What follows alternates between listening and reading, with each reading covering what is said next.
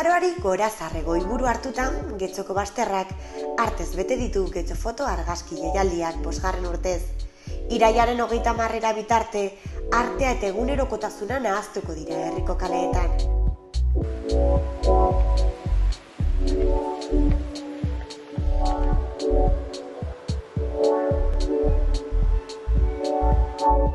Euskal Herritik zein kanpotik etorritako 17 argazkilarien lanek zahartzaroaren errealitate konplexuaren begirada ezberdinak erakutsiko dituzte.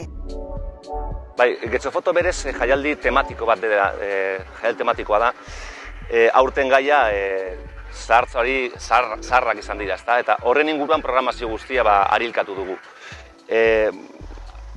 Asko kostatu zaigu zahartasunaren ikuspegi zabal bat ematea, zahartasunari buruz dauden lan gehienak berez zaharren gaixotasunei buruzkoak direlako, ezta? Orduan guk zahartasuna hori ere bada, baina gauza asko ere bada, ezta? Eta horiek guztiak bildu nahi izan ditugu.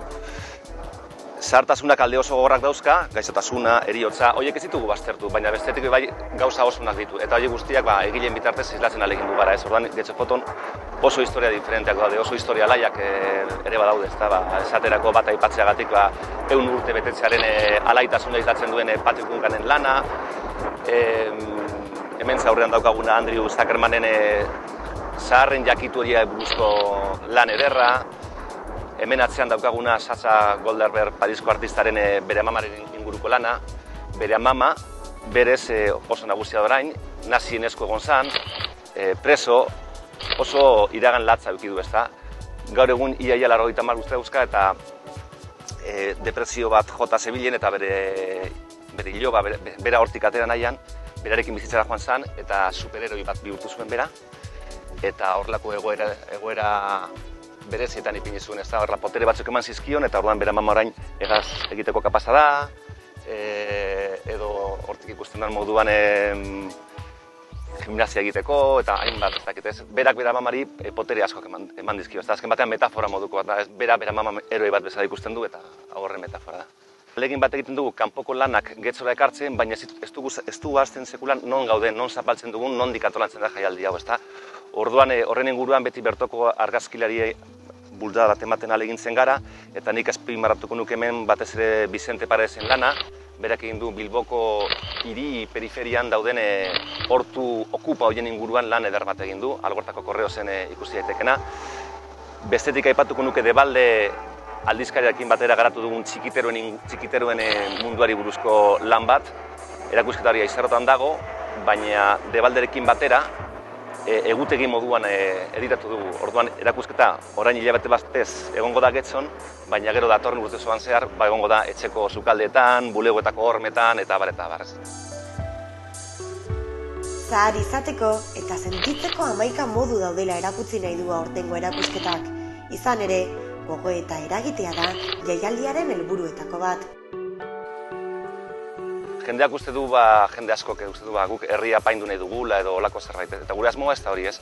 Getxo fotok azken batean eskaini nahi duena da, izpilu moduko bat, ez? Artea edo, fotografia, muga, arte eta dokumentuen arteko muga horretan gabiltza.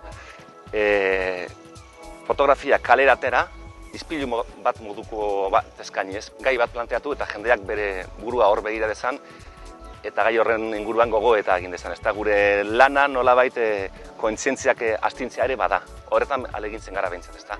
Gaiari dagokionez, gu beti alegintzen gara gaur eguneko edo bizi dugun munduari buruzko gai ez dakit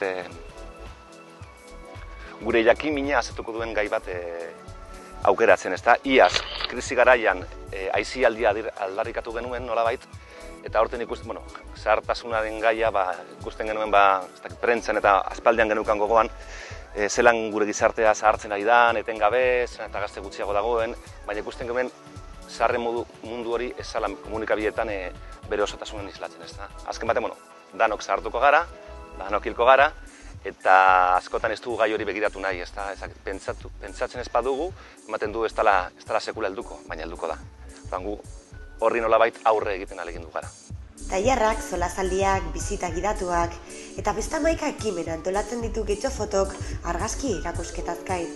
Berez, alde bidauzka, lehenengo lau egunak, lehenengo asteburua horre lantegiak, hitzaldiak, proiektzioak antolatu ditugu, horiek pasa dira. Baina gero, hilabete osoan zehar, asteburuetan bizitaldi gidatuak antolatzen ditugu, Leioako arte ederretako ikasleak azalpenak eman dizkiegu, eta eurak asteburuetan horiek antolatzen dute. Bestetik bai, Getxoko udal liburutegiarekin batera espazio bat zabaldu dugu Torrene kalean, eta bertan munduko hainbat argazki aldizkari kontsulta daitezke, bebai Getxo Foton parte hartu dutenen egileen liburuak, eta bebai aurten egin dugun reziklaje guztiaren argazki guztiekin piezak egiten ditugu, eta jo guztiak bai handaude erakusgai.